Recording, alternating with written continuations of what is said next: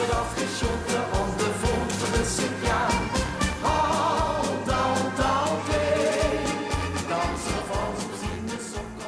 Toen ja, met nu is dat mechanische muziek meer een opmaas, maar toen in die tijd was, als je geen monica-speler had in een café, dan kost het vergeten. Dan had ze niks te doen, maar daar kwamen de lui eigenlijk voor. Die functie had dat, de monica.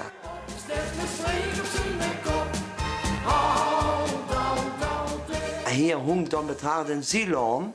En dan zaten ze toch wel een aantal uurtjes achterin. Dat was een ganse avond. Soms begonnen ze al om 5 uur, zo na de optocht.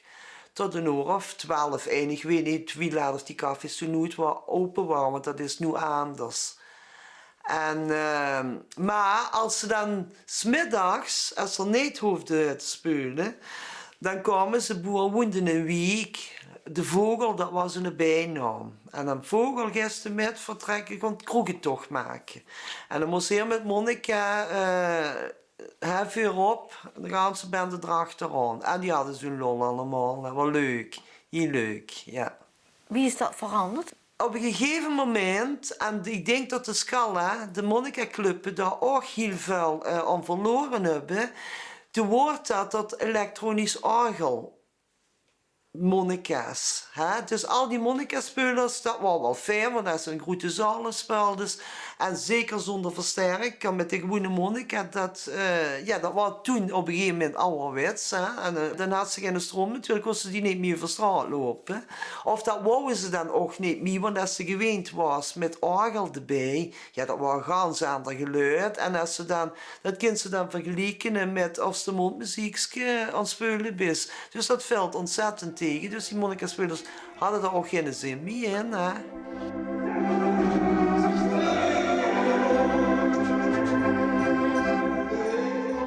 Wie die dat orgel uitkwam op de accordeon, toen had hij inmiddels zelf café. En door de zaak te runnen had er daar ook geen tijd meer voor. Dus hij stond achter de bar. En dan moest ook 's avonds staan zelf op de bühne op te treden. Met mijn zuster dan wel, hè? Met de drumster. Ja. Wat vond u pap het schoonste carnavalsliedje? Het is niet gekozen geweest, een gekozen liedje. Dat was gewoon een liedje erbij en dat was dat welske. Ik heb gewacht op dich, dat moesten weten. Dat heeft hij altijd leuk gevonden. Dat heeft hij gezongen? Dat heeft hij gezongen, ja. Ja, trouwens, er zongen al die carnavalsliedjes. Baars de bom, laat maar gewoon. De Pieringen. Unnesize. Je weet, ja, zeg maar, ik weet zo niet geweten wat er niet heeft gezongen. Ik heb gewacht op dich, dat moesten weten.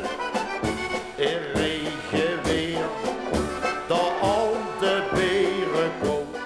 Ja, eigenlijk bleef de pa zo'n beetje op zijn eigen, toch wel.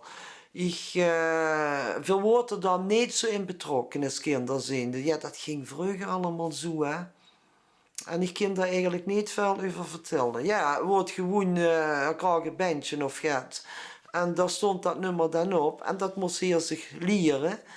En dan ging hij met de hele kast, met Schenk Graf, die speelde dat aan. En dan gingen ze, ik dacht dat dat in Brussel wordt, was in ieder geval in België, wordt het opgenomen. Ja, en dan als voor te zorgen het dan wel, als er die plaat krijgt, hè.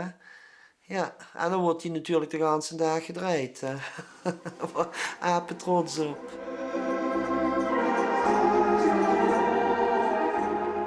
Wie zou het kennen dat voor toch nog heel veel liedjes van vroeger kennen en dat van vorig jaar niet meer? Omdat het nu te vuil is. Vroeger hadden de lui dat allemaal niet. En dan kwam ik, daar zat het ganse jaar naar uit te loeren, naar dat één liedje. En daar had ze dan ook een hele tijd de ruimte voor om zich dat te leren. En dat zong ze ook nog een hele tijd door.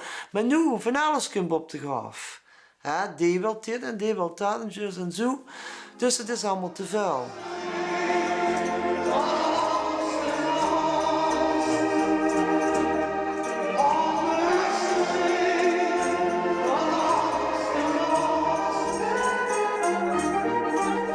Dit is hè? De wil is gewoon op handen dragen. Nogal heel werken. Maar ik vind het gewoon leuk. Hè? Ja. En dan heb ik een hulp meer. Dat is een jonge klok. De jongen. 2 jaar geleden, toen heeft iemand voor me gestaan met een grijs brug op. En een monnika, en op die monnika een drupje geplakt. En in die monnika, dat kent ze dus een bankje met mijn plaat, had er daar, met mijn cd had er daarin. Dat was hartstikke leuk.